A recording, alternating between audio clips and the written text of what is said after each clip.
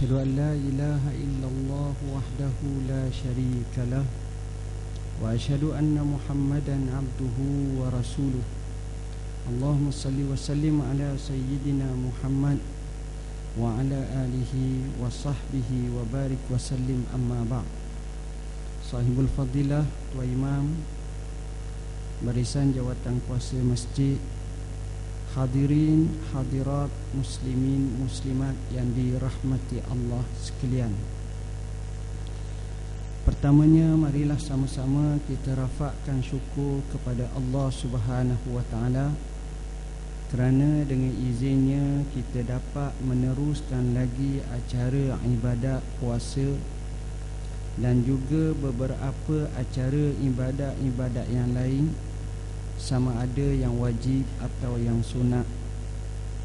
Teringatkan saya kepada sebuah hadis Nabi sallallahu alaihi wasallam, man tatawwa'a fi khaslatin min khisalil khair faka'annama adda faridah wa man adda faridatan faka'annama adda sab'ina faridah atau kama qala. Maksudnya, siapa yang melangsungkan acara sunat dalam bulan Ramadan daripada cabang-cabang kebaikan, maka nilai pahalanya setaraf dengan pelaksanaan fardu. Dan jika sekiranya seseorang itu buat yang fardu, maka digandakan seolah-olah 70 kali fardu. Tuan-tuan bayangkan, kita sembahyang zuhur sekali, pahala macam 70 kali. Mampu tak kita nak sembahyang sampai tahap tu? Jawabnya memerlukan kepada mujahadah yang sungguh-sungguh. Tak kala Ramadan hampir melabuhkan tirainya, di mana sebahagian ulama seperti yang dikemukakan oleh Ibn Rajab Al-Hambali dalam kitabnya Lataiful Ma'arif menyebut orang-orang saleh zaman dahulu membahagikan Ramadan ini kepada 3 bahagian atau 3 fasa. Fasa yang pertama iaitu 10 awal Ramadan, dan fasa ini sudah kita berlangsung. Dan fasa yang kedua 10 pertengahan Ramadan, dan ini yang sedang kita hadapi dan hampir melabuhkan tirainya juga. Dan fasa yang ketiga iaitu pada 10 akhir Ramadan. Pada 10 akhir Ramadan inilah disangkakan berlakunya malam qadar yang dinaskan lebih baik daripada 1000 bulan. Ulama zaman dahulu begitu memprihatin dan mencaknakan 10 akhir Ramadan ini. Ini berdasarkan kepada hadis yang banyak. Antaranya hadis Nabi sallallahu alaihi wasallam, kana Rasulullah sallallahu alaihi wasallam ya'takifu fil ashril awakhir atau kama qala. Adalah baginda sallallahu alaihi wasallam beriktikaf pada 10 akhir Ramadan. Apa itu iktikaf, tuan-tuan? Iktikaf ini ialah berhenti. Bila kita berhenti, maknanya kita iktikaf. Wal akifina 'alaiha, mereka yang berhenti duduk, itu iktikaf. Dari segi fikihnya disebut al-muksu fil masjidi, tinggal, diam, duduk seketika dalam masjid. Jadi kalau duduk di rumah, orang tak panggil iktikaf dari segi syarak, tapi di masjid iktikaf. Iktikaf ini adalah salah satu daripada acara yang amat penting. Kenapa, tuan-tuan? Manusia sehebat mana, setinggi mana, sesibuk mana, sekaya mana, mereka perlukan hubungan dengan Tuhan. Tak kala hubungan dengan Tuhan itu luntur dan lemah, galibnya hatinya tidak akan merasa ketenangan, bahkan sentiasa diganggu gugat sehingga merasa kesempitan hidup. Ini sudah menjadi sunnatullah kepada mereka yang melarikan diri daripada Allah Rabb al-Alamin. Jadinya antara tempat yang paling baik untuk manusia munajat, manusia muwajahah, manusia mentawajjuhkan dirinya, tidak ada tempat lain kecuali di masjid. Dalam sebuah hadis Nabi sallallahu alaihi wasallam bersabda, ahabbul biqa ilallah fil ardi masajiduha. Maksudnya, tempat yang paling Allah kasih di bumi ini ialah masjid-masjidnya. Jadi bila kita pergi iktikaf di tempat yang Allah paling kasih, maka sudah tentu bertembung antara kerohanian kita naik menuju ke hadrah kursiyah Allah Rabb al-Alamin. Jadi ketenangan akan dikuasai dalam spiritual dan kerohanian kita. Itulah hebatnya seseorang beriktikaf. Iktikaf ini bukanlah satu ibadat yang baru. Ia telah berlangsung sejak zaman jahiliyah dahulu lagi. Mengikut dalam setengah riwayat, Sayyidina Umar ibn Al-Khattab radhiyallahu anhu pernah bertanya kepada baginda sallallahu alaihi wasallam seraya berkata, "Ya Rasulullah, saya di zaman jahiliyah dulu pernah ada bernazar untuk beriktikaf di Masjidil Haram." Maka baginda sallallahu alaihi wasallam menjawab, "Ufi nuzurak, hendaklah kamu tunaikan nazar kamu." Justru di mafhum daripada hadis ini bahawa orang yang hendak beriktikaf hendaklah melaksanakannya. Iktikaf ini tuan-tuan telah diiyakan di zaman Islam. Bahkan Nabi dalam hadis yang sahih, Al-Bukhari, Muslim dan Ashabus Sunan meriwayatkan bagaimana Nabi bila masuk sahaja 20 akhir Ramadan, maka Nabi akan merapihkan dirinya, memotong kukunya, begitu juga janggut misainya diperhaluskan. Kemudian dia mandi, dia bersih betul-betul. Pada malam 20 Ramadan dia masuk dalam masjid. Masuk di sini tuan-tuan dengan makna dia tak keluar. Bila dia keluar pada satu hari raya Aidilfitri. Cumanya diizinkan kalau nak qada hajat, buang air besar, air kecil, itu dia keluar. Dan begitu juga nak mendapatkan sedikit makanan, dia akan keluar. Tapinya kalau saja untuk keluar cakap, tak ada, dia akan duduk. Dan ini yang dilakukan oleh para sahabat, dilakukan oleh salafus salih. Hatta ummahatul mu'minin membina khaymah dalam masjid dan mereka beriktikaf dalam masjid. Sungguh iktikaf. Kenapa? Kerana apabila seseorang itu beriktikaf, dia telah mewakafkan sejuzuk besar masanya untuk mengabdikan diri kepada Allah. Apa dilakukan acara? Antaranya ialah dengan qiyamul lail, bertahajud, bertarawih, berwitir, membaca Quran. Wa Qur'anal fajri, inna Qur'anal fajri kana mashhuda. Dan bacalah kamu Quran pada waktu fajar hampir menyingsing, kerana waktu tersebut apabila ditadabbur ayat Quran, dia lebih disaksikan begitu syahdu keadaannya. Begitu juga antaranya zikrullah. Jadinya apabila seseorang itu beriktikaf, seolah-olah dia telah menyediakan satu ruang untuk dia beribadat kepada Allah dengan sungguh-sungguh, dengan tidak diganggu gugat urusan-urusan keduniaan. Jadi mereka akan iktikaf. Tambahan lagi, kadang-kadang tuan-tuan guru juga sama-sama beriktikaf, dan mereka mengisi selain daripada acara ibadat yang telah dilakukan, mereka juga membuat pengajaran dan pembelajaran.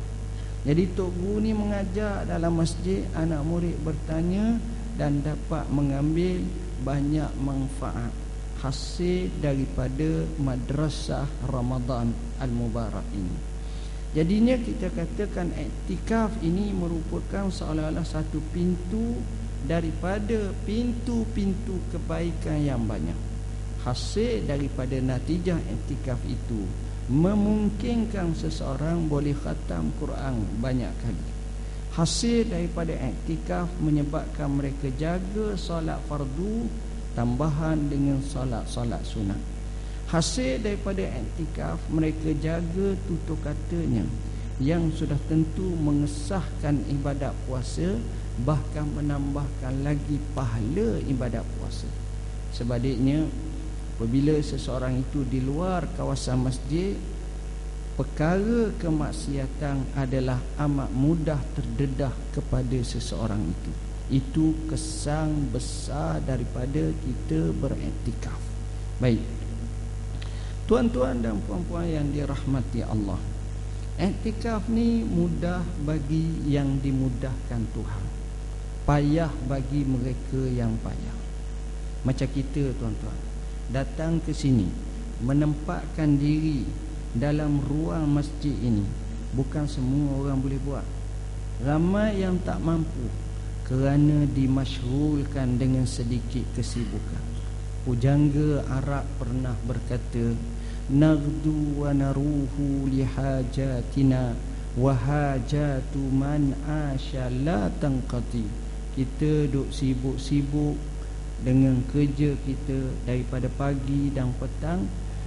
Kerja orang hidup ni tak habis, mati pun tak selesai lagi kalau kita tidak menselarikan kehidupan kita dengan akhirat kita. Artinya rugilah kehidupan kita di dunia, sementelahan lagi apabila kita menghadap Allah Rabb Al-Alamin. Tuan-tuan dan puan-puan yang dirahmati Allah, seingatan saya satu kisah, mungkin hampir 10 ke lebih tahun lepas.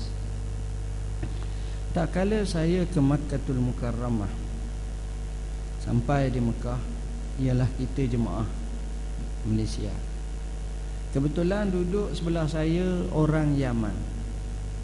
Maka saya pun cakaplah dengan orang Yaman. Saya kata, awak ni daripada mana? Dia kata, saya ni daripada Yaman. Oh, daripada Yaman. Saya pun tanya soalan. Kebetulan masa tu bulan Ramadan, saya terlupa, saya tanya soalan. Soalannya saya tanya, awak duduk di hotel mana? Macam kita lah, duduk hotel mana. Dia senyum. Lalu dia pun beri jawapan, sebenarnya saya tak ada hotel. Kenapa tak ada hotel?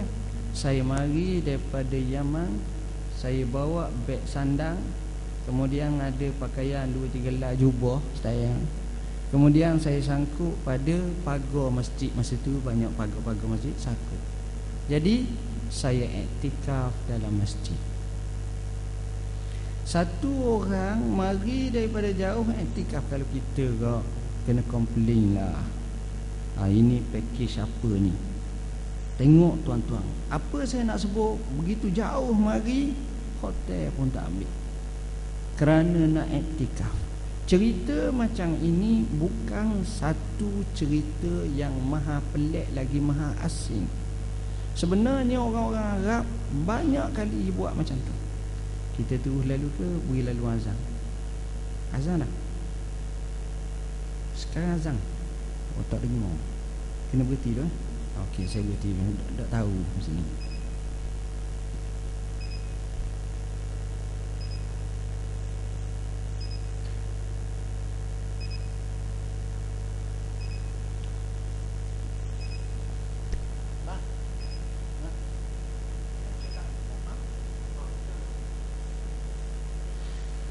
Allahu Akbar, Allahu Akbar, Allahu Akbar, Allahu Akbar.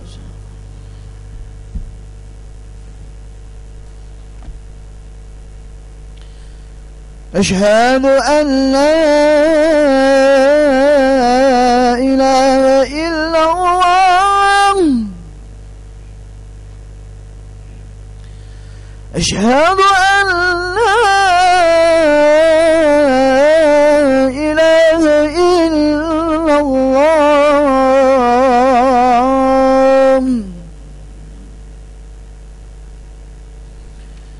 أشهد أن محمد رسول الله. أشهد أن محمد رسول الله.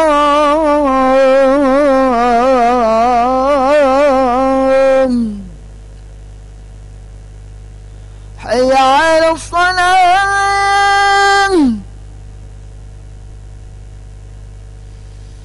حي على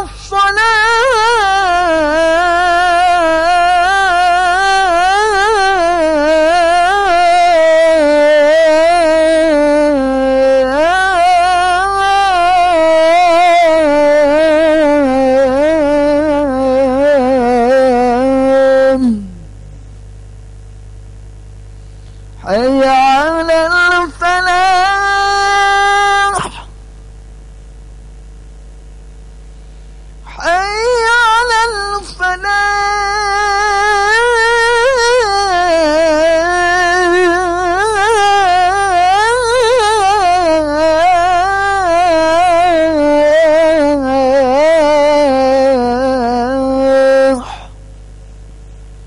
الله أكبر،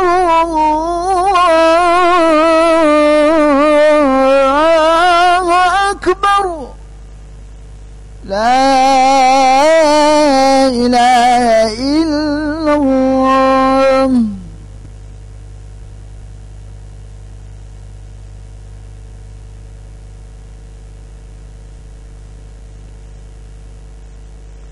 Hadirin hadirat muslimin muslimat yang dirahmati Allah, insya-Allah kita sambung lagi lebih kurang 20 minit lagi tuan-tuan.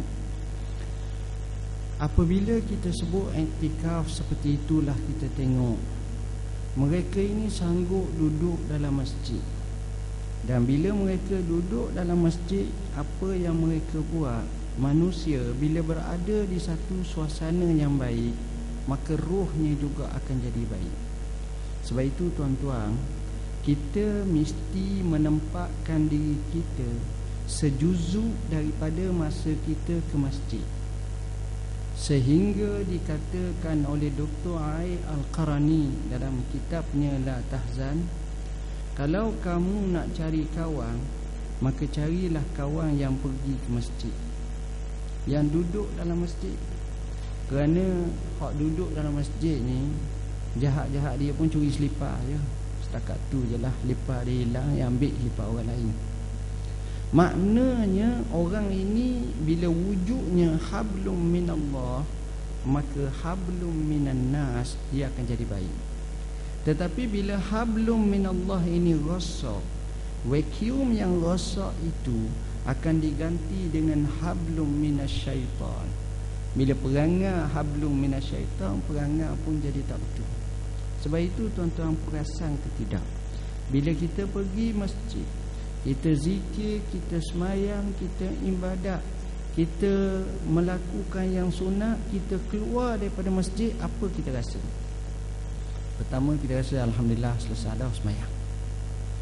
Kedua, pada masa itu kita tak akan difikirkan dalam minda kita dengan fikiran nak buat maksiat. Keluar ni nak ropok pula ni, tak ada.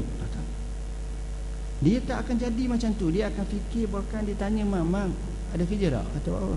Nak ajak makan roti canai banjir, Ramadan tak makan lagi. Mak kata okey lah, boleh lah. Kalau banjir, kalau tak banjir tak boleh kot. Maksudnya di sini ialah dia akan fikir elemen-elemen yang baik. Dan tuan-tuan tengok, hebatnya orang zaman dahulu apabila mereka memperkasakan masjid. Hendaklah kita menjadikan dalam hati kita akan ada potret masjid dalam hati kita. Maknanya kesayangan kita kepada masjid ini penting. Sebab itu Nabi dalam hadis yang sahih yang diriwayatkan oleh Muslim dan lain lagi, sabda baginda sallallahu alaihi wasallam dalam hadis yang panjang, sab'atun yuzilluhumullah yauma la zilla illa zillu. Ada 7 golongan di bawah naungan arasy Allah. Pada hari tidak ada naungan kecuali naungan arasy Allah. Salah satu daripadanya, rajulun qalbuhu mu'allakun bil masajid, lelaki di mana hatinya bergantung kepada masjid. Para ulama bila menafsirkan hadis ni, dia kata begini tuan-tuan, orang macam ni kepalanya, mindanya, semangatnya sentiasa ingat masjid. Dan dia ini akan dapat nama satu bab lain namanya riba. Nabi SAW menyebut fazalikumur riba, fazalikumur riba. Salah satunya ialah, antaranya ialah intizarus salati ba'da salah, tunggu solat selepas solat. Dan dia akan cuba nak langkah kaki ke masjid, sebab dia duduk dalam masjid pun dia iktikaf. Tuan-tuan, hasil daripada kita ibadat pada Tuhan, pertama bila kita solat, kita akan dapat falah. Falah ni kita tak temu kat lain tuan-tuan. Kita tak temu di sekolah tinggi, kita tak temu di universiti, kita tak temu di pejabat, tetapi kita bertemu apabila kita solat kepada Tuhan. Hayya 'alas salah, hayya 'alal falah. Tengok Allah sebut wa ulaika humul muflihun. Allah Subhanahu wa taala sebut qad aflahal mu'minun allazina hum fi salatihim khashi'un. Jadi dapat falah. Artinya orang yang solat ini, orang yang ke masjid ini besar kelebihan. Sayyidina Umar ibn Al-Khattab nak lantik gubernur, nak lantik panglima tentera Islam. Apabila Al-Musanna ibn Harisah minta kepada Sayyidina Umar, masa itu dia jadi khalifah Amirul Mukminin. Sayyidina Umar naik jadi khalifah pada 13 Hijrah, berakhir pada 23 Hijrah. Jadi dia hantar surat nak minta jumlah umat Islam dan nak minta wakil ketua baru ni, hak semangat. Sayyidina Umar bila dapat surat ni, apa yang dia buat? Dia pergi ke masjid. Dia tengok ketika waktu duha, seorang lelaki sedang sembahyang dengan khusyuknya. Sayyidina Umar terus duduk tepi orang tu. Orang itu ialah Nu'man bin Muqarrin. Sejarahnya cukup hebat, terbilang. Sudah sahaja dia sembahyang, Sayyidina Umar berkata, inni ara mustakmilak, aku nak guna kamu. Dia beri warning kepada Sayyidina Umar. Ada pun pemungut zakat minta maaf, aku tak main, minta maaf ayah saya orang lain. Dan nak apa? Kalau perang fi sabilillah, ya. Sayyidina Umar kata, bal ghazian fi sabilillah, bahkan perang pada jalan Allah. Dia kata ya. Dan dialah yang telah mengalahkan tentera Zuljanahain. Dan dalam masa hampir peperangan, apa yang dia doa, dia suruh semua khalayak tentera Islam termasuk sahabat radhiyallahu anhum yang ramai untuk mengaminkan doa dia. Antara doanya ialah Allahumma ja'alni awwala syahidin fi hazihil ma'rakah binasrin wa fathin alal muslimin. Ya Allah, ya Tuhanku, jadikanlah aku orang yang pertama mati syahid dalam peperangan ini, tetapi balasannya kemenangan dan juga pembukaan bagi umat Islam. Benar hatinya ikhlas, kata seorang yang melihat kejadian itu. Bila sahaja dia takbir, dialah yang pertama menerkam kepada musuh seperti singa yang lapar, dan dialah orang yang pertama rebah selepas daripada beberapa orang telah dibunuhnya. Maka akhirnya dia menemui Tuhan. Sayyidina Umar kutip kehebatan itu di mana? Dalam masjid. Itu besarnya kelebihan masjid, tuan-tuan. Dia ambil kelebihan dalam masjid. Bahkan orang yang cintakan masjid, kasihkan masjid, Allah tolong dia sehingga unexpected, orang tak sangka datang tolong Tuhan. Saya nak mengakhiri hal ni dengan satu kisah benar. Kisah ini saya petik daripada seorang pakar perubatan yang terkenal dunia masa kini, iaitu Dr. Khalid bin Jubair. Bukan orang Melayu, orang Arab, orang Saudi. Dia pernah berkhidmat di banyak dunia Arab. Kadang-kadang dia ada pertukaran doktor. Satu ketika dia pernah khidmat di mana? Di Morocco. Ketika dia khidmat di sana, pasien, pesakit yang datang, dia buat cek. Kata dia ada seorang lelaki masuk. Lelaki ni aku tak pernah tengok segemuk ini. Gemuk yang amat sangat. Kita kalau kita tengok orang Melayu gemuk sungguh lain. Kalau Arab gemuk lagi, tuan-tuan. Aku tak pernah tengok gemuk. Gemuk yang amat sangat. Betapa gemuknya dia.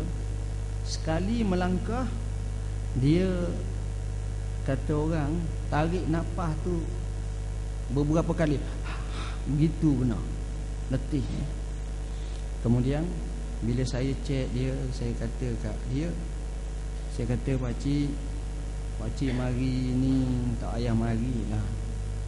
Dia jawab, dia jenis orang gemuk ni cakap kasar, tuan-tuan. Hati baik tapi cakap kasar. Dia kata, hang beri sembuh ke? Tuhan beri sembuh. La ilaha illallah. Dia cakap dengan gitu dengan doktor. Jadi doktor lagi geram kat dia. Maka kata doktor ni, saya tip nama orang ni, saya tulis, saya pangkah, saya kata orang ni selepas daripada ni jangan panggil dia selama mana saya berada di sini. Saya tak mahu buat operasi. Geram lah. Geram sangat. Okey, habis besok. Selepas beberapa bulan, orang ni dia duduk jauh. Ibarat kata orang duduk di Kuala Terengganu ni, dia duduk di Kemaman. Ataupun kita kata duduk di Besut sana. Duduk Kuala Besut, tempat ngundi baru ni, baru tahu. Jauh. Baik tuan-tuan. Nak jadi ke cerita, dia musim panas, musim sejuk ni dia biasa. Kalau musim panas ni malam panjang. Musim sejuk tu malam pendek. Okey, siang hari pendek. Okey. Musim panas siang hari tu panjang, malam pendek. Jadi kebetulan musim tu musim panas. Jadi siang hari panjang, saya khidmat, saya bersama dengan kawan-kawan, biasanya kena teh, kopi, pergi kedai lah malam-malam. Dan biasanya kami tak akan tidur melainkan lepas subuh. Sebab pukul 3 masuk dah subuh. Jadi lepas tu nak masuk pukul 8 bolehlah tidur. Saya pun buat macam tu.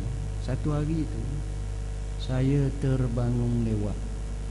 Sudah tidur tu bangun tu tengok-tengok jam, kena masuk dalam operasi bedah. Saya pun pergilah nak pergi bedah. Tuan-tuan tahu apa yang berlaku. Bila saya pergi di operasi bedah, saya bergegah ni, saya pun masuk dalam wad pembedahan. Amat mengejutkan. Saya tengok orang gemuk tu terlentang dah, orang biuh dah, nak tunggu bedah. Saya terus keluar. Saya kata, siapa panggil ni? Saya telah kata jangan panggil dia. Siapa pandai-pandai sangat panggil ni? Marah yang amat sangat. Akhir sekali doktor-doktor kanan yang lain pun pergi kat dia, tenangkan dia. Tolonglah, kita pun dah masuk obat biuh dah, tunggu nak bedah je. Akhirnya bila dah reda, dia pun pergi bedah bersama dengan pasukan. Tuan-tuan tahu perkara pelik berlaku. Ghalibnya bedah orang gemuk macam ni ambil masa banyak. Dia nak buang lemak ni banyak mana, campur pula dengan kulit belipak ni macam-macam. Tapi pelik orang ni, masa dia amat pendek. Mana kalau orang lain kat 15 jam, dia mungkin 3 jam selesai dah. Mudah sungguh. Mudah buang ni akhirnya selesai habis. Kemudian kata doktor ni, aku masih lagi question mark. Kenapa orang ni datang? Aku tak tahu. Aku mesti nak tahu kenapa dia boleh datang ni. Dia pun cek, dapatlah satu sumber yang pelik sangat. Kata dia, orang lelaki ni duduk di negeri dia jauh, macam saya sebutlah, duduk di kampung jauh. Satu hari dia sesak nafas ke sakit. Dia pun pergi ke hospital dekat kampung dia. Kemudian masa di hospital tu, dia disuruh hantar ke satu klinik ataupun di satu hospital besar kat kampung-kampung dia lah, dekat negeri dia. Saat yang sama ada seorang lagi sakit. Orang ni sakit macam mana, disuruh hantar ke tempat ni. Tiba-tiba masa nak pergi hantar tu terclash, naik ambulans lain. Kita clash naik bas. Kau ni nak pergi ke Sungai Petani, kau ni nak pergi ke Johor Bahru, silap naik bas. Apa yang berlaku, saya pun orang ni tersampai di situ. Tengok, Allah bila nak tolong, kaji tuan-tuan. Lelaki ni dia pelik sikit. Antara kepelikan lelaki ni ialah, walaupun dia gemuk, tapi dia tak pernah tinggal solat berjemaah di masjid. Bila mana aku tanya dia, kata Dr. Khalid bin Jubair, mana aku tanya dia, Ji gemuk-gemuk ni, besar-besar gini ni, pergi masjid tak? Jadi mulut dia laser. Dia jawab, ingat aku kafir ke? Dia style orang gemuk kasar. Ingat aku kafir ke? Kata Allah, kata silap tanya soalan. Jadi kena bola tanggung. Maknanya dia pergi, walaupun dia gemuk. Kita tubuh slim, dah lah duduk kat Slim River, duduk slim dah, tak pergi ke masjid, malu. Jadi sebab itu kena pergi masjid. Dan kata doktor lepas ada tu laporan, dia ni cepat baik, dan dia punya satu kelebihan dia ni, kerjanya jual minyak atah. Kerja dia jual minyak atah. Dia jual minyak atah ni tuan-tuan, dia punya perangai. Orang jual minyak atah ni, ada sahabat kita jual, dia baguslah. Orang jual minyak atah ni, antaranya ialah perangai dia, setiap kali dia nak bacuh minyak atah, nak letak dalam botol, nak masuk dalam botol, nak pindah, mulut dia akan selawat atas Nabi sallallahu alaihi wasallam. Allahumma salli ala sayyidina Muhammad. Nabi suka pakai minyak. Jadi dia selawat. Jadi kesan daripada selawat, kesan daripada solat, tengok Allah tolong dia pada saat ketika mana pada hukum duniawi, hukum manusiawi berat orang ni, tapi oleh kerana hubungan dengan Tuhannya cukup baik. Ini kesan masjid tuan-tuan. Sebab itu kalau kita ada peluang datang ke masjid, datanglah. Bukan sekadar peluang, tapi kena cari peluang. Kita cuba menempatkan diri ke masjid. Bayangkan Abdullah ibn Khafif, tak kala dia dalam keadaan uzur yang amat sangat, nak mati lah. Orang kata kat dia, Syekh, kau nak mati, kau dengar azan kau gelisah kau nak ke masjid. Tak payahlah, duduk rumah. Dia jawab apa?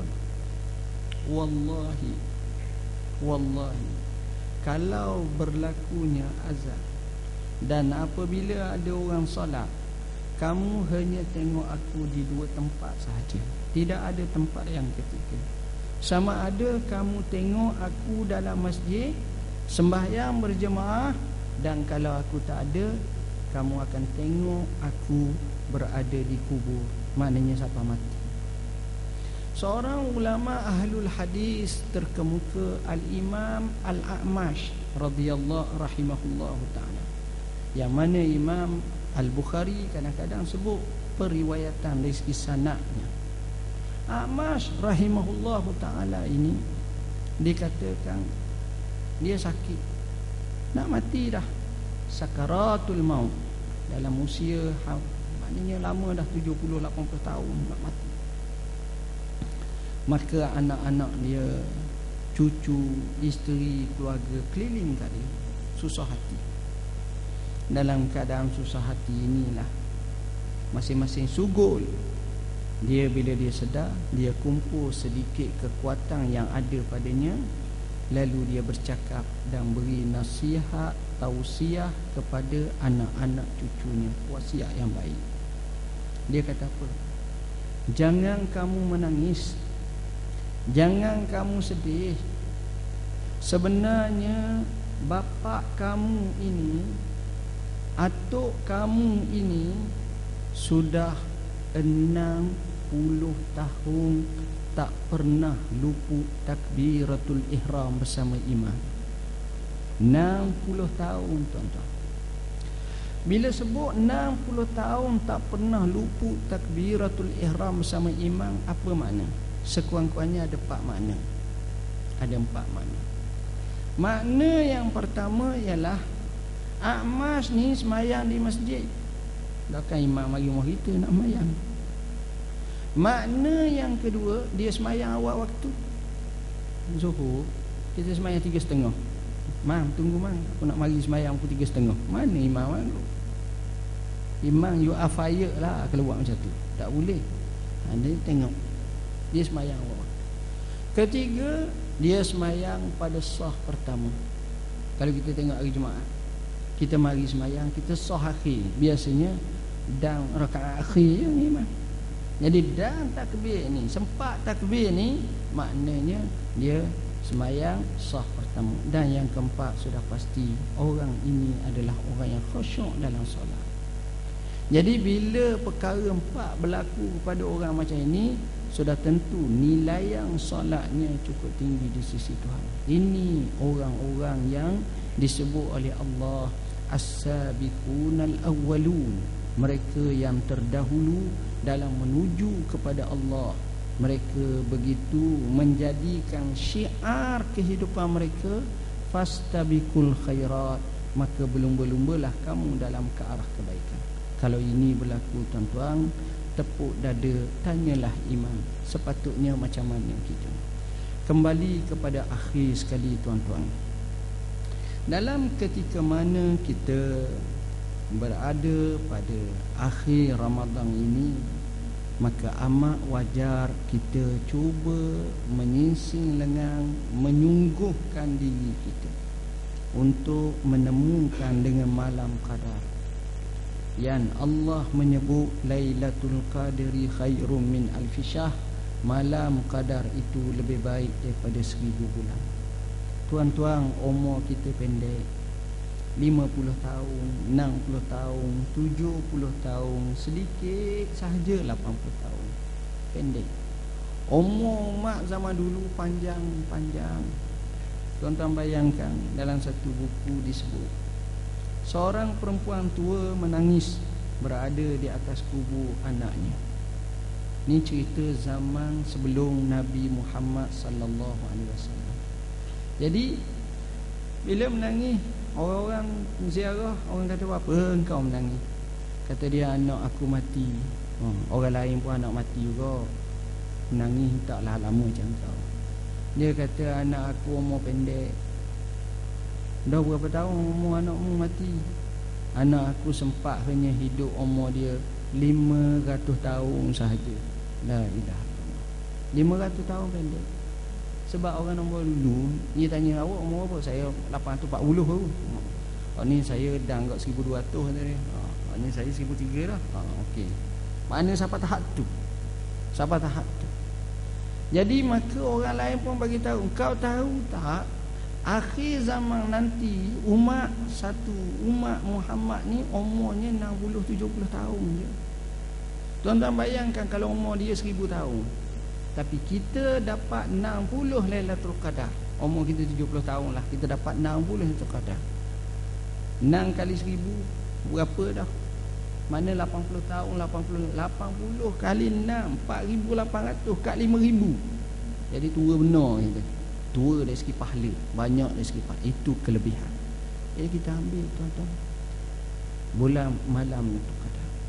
Macam mana malam Qadar ni antara perkara yang cukup hebat, di mana tidak diberitakan bila malam. Bila dalam bentuk tidak diberitakan bila malam ini, maka di situ kita akan dapat raih pahala lagi banyak. Sebab daripada 1 sampai 10 tu kita upgradekan nilaian kualiti ibadat kita dan graf hubungan kita dengan Tuhan. Dengan sebab itulah tuan-tuan, mereka ini akan ambil masa sungguh-sungguh. Mereka tak akan lupa tuan-tuan. Seorang saleh zaman dahulu ditanya, "Wahai Tuan, macam mana prestasi anda pada malam Qadar?" Kata dia, "Saya pun tak tahu." Kenapa? Kerana saya menjadikan setiap malam saya adalah malam Qadar. Jadi kalau sampai tahap tu, ertinya mereka ni tak sentiasa dalam bentuk habis limit dah. Semuanya dalam bentuk yang tertinggi dan terbaik. Maka itulah antara perkara yang sepatutnya kita muhasabah diri kita, insya-Allah. Sekadar itulah yang dapat saya sampaikan dengan masa yang begitu terhad tuan-tuan. Saya sekali lagi mengucapkan selamat berRamadan, selamat berbuka, selamat berhari raya dan selamat untuk kita melaksanakan perintah Tuhan dengan sebaik-baiknya. Akhirnya kita meraih takwa yang Allah janjikan, la'allakum tattaqun. Mudah-mudahan kamu menjadi orang yang bertakwa. Aqulu qawli hadza wa astaghfirullahal azim li wa lakum. Bismillahirrahmanirrahim. Allahumma faqqihna fid din wa 'allimna at-ta'wil. Allahumma ja'alna minal ladzina yastami'una al-qawla fayattabi'una ahsanah. Allahumma rabbana atina fid dunya hasanah wa fil akhirati hasanah wa qina azabannar. Wa sallallahu ala sayyidina Muhammadin wa ala alihi wa sahbihi wasallam. Walhamdulillahi rabbil alamin.